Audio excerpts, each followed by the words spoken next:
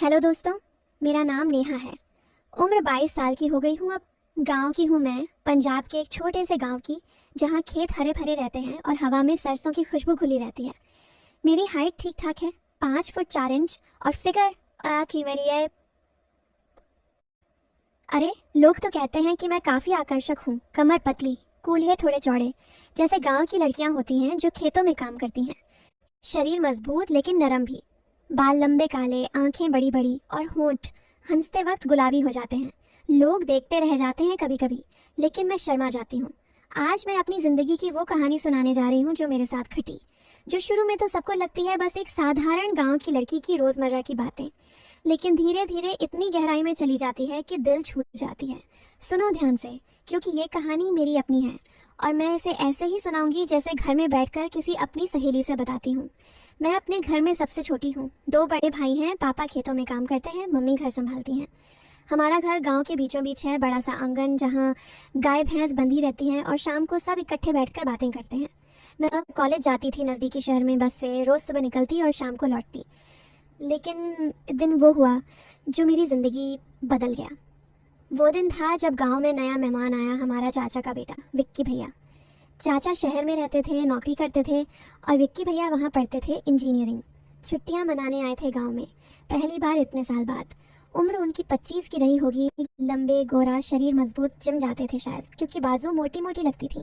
जब वो आए तो पूरे गांव में बात हो गई, अरे शहर का लड़का आया है, कितना स्मार्ट है। मैंने पहली बार उन्हें आंगन में देखा जब वो सामान उतार रहे थे। मम्मी ने मुझे बुलाया, नेहा जा विक्की को पानी दे आ। मैं शर्मा रही थी, लेकिन गई। गिलास हाथ में लेकर उनके पास पहुंची, बोली, भैया पानी पी लो।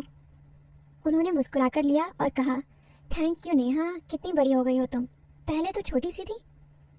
उनकी नज़र मेरे चेहरे पर रुकी, फिर नीचे सरक गई थोड़ी, जैसे मेरी सलवार कमीज देख रहे हों जो घर की थी, थोड़ी टाइट हो गई थी धोने से। मैंने जल्दी नज़र चुका ली, दिल धड़क रहा था। बोले, गांव की हवा ने तुम्हें और निखार दिया है, चमक रही हो। मैं हंस पड़ी, बोली, भैया मजाक मत करो। लेकिन अंदर से कुछ अजीब सा लगा, जैसे उनकी बात में कुछ और था। वो हंसे और बोले, मजाक नहीं, सच, अब बताओ कोई बॉयफ्रेंड वगैरह। मैं लाल हो गई, बोली, अरे भैया क्या बात कर रहे हो, गांव में कहाँ ऐसे चक्कर। वो बोले, अच्छा तो मैं पहला मौका लूँ। मैं चौंक गई, लेकिन वो हंस रहे थे। शायद मजाक था, लेकिन थोड़ा सस्पेंस सा लगा, जैसे कुछ होने वाला है। उसके बाद विक्की भैया घर में ही रहने लगे। सुबह खेतों पर जाते, पापा के साथ मदद करते, और शाम को आंगन में बैठते। मैं घर का काम करती, रोटी बनाती, और कभी कभी उनके पास बैठ जाती बात करने। एक शाम की बात है, सब बाहर बैठे थे, चाय पी रहे थे। विक्की भैया ने कहा, नेहा तुम्हारी चाय बहुत अच्छी बनती है, गरम गरम, अंदर तक सुकून देती है। सब हंसे।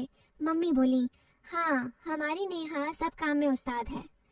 लेकिन विक्की भैया की नज़र मुझ पर थी। बोले, हाँ आंटी, नेहा तो पूरी पैकेज है, जो चाहो मिल जाएगा। मैं समझ नहीं पाई पहले, लेकिन बाद में सोचा तो लगा कुछ था, लेकिन मैं हंस दी। बोली, भैया चाय और पिए। वो बोले, हाँ और डालो, जितनी ज़्यादा उतना मज़ा। दिल में कुछ गुड़गुड़ हुई, लेकिन मैंने इग्नोर कर दिया। रात को सोते वक्त सोचा, विक्की भैया शहर के हैं, बातें ऐसी ही करते होंगे। लेकिन मन में था, क्या वो सच में मजाक कर रहे हैं या कुछ और। धीरे धीरे दिन बीतने लगे। विक्की भैया मुझे कभी खेत पर बुलाते, कहते, नेहा चलो घुमाऊं तुम्हें ट्रैक्टर पर। पहली बार मैं मना कर रही थी, लेकिन मम्मी बोली, जा बेटी, मज़ा आएगा। मैं बैठ गई उनके बगल में ट्रैक्टर पर। खेतों के बीच से गुजर रहे थे, हवा चल रही थी, मेरे दुपट्टे उड़ रहे थे। विक्की भैया ड्राइव कर रहे थे और बोले, नेहा गांव की ये हवा कितनी अच्छी है ना, शरीर को छूती है ऐसे कि सिहरन सी आ जाती है। मैं चुप रही, लेकिन लगा जैसे उनकी बात मेरे लिए थी। फिर बोले, तुम्हें ठंड नहीं लग रही, पास आ जाओ थोड़ा। मैं हंस पड़ी, बोली, भैया ठंड नहीं लग रही। लेकिन वो बोले, अरे ट्रैक्टर हिल रहा है, गिर ना जाना, मैं पकड़ लूँ। मैं डर गई थोड़ी, बोली, नहीं भैया मैं संभाल लूँगी। वो हंसे बोले, तुम तो मजबूत हो, लेकिन कभी कभी सहारे की ज़रूरत पड़ती है ना। बात फिर डबल लगी, जैसे कुछ होने वाला है, लेकिन कुछ हुआ नहीं। बस ट्रैक्टर चलता रहा और हम खेत के किनारे पहुंच गए।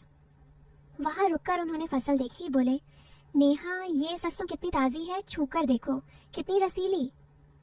मैंने छुई, बोली हाँ भैया अच्छी है। वो बोले जैसे तुम, ताज़ी और रसीली। मैं लाल हो गई, जल्दी बोली चलो घर चले।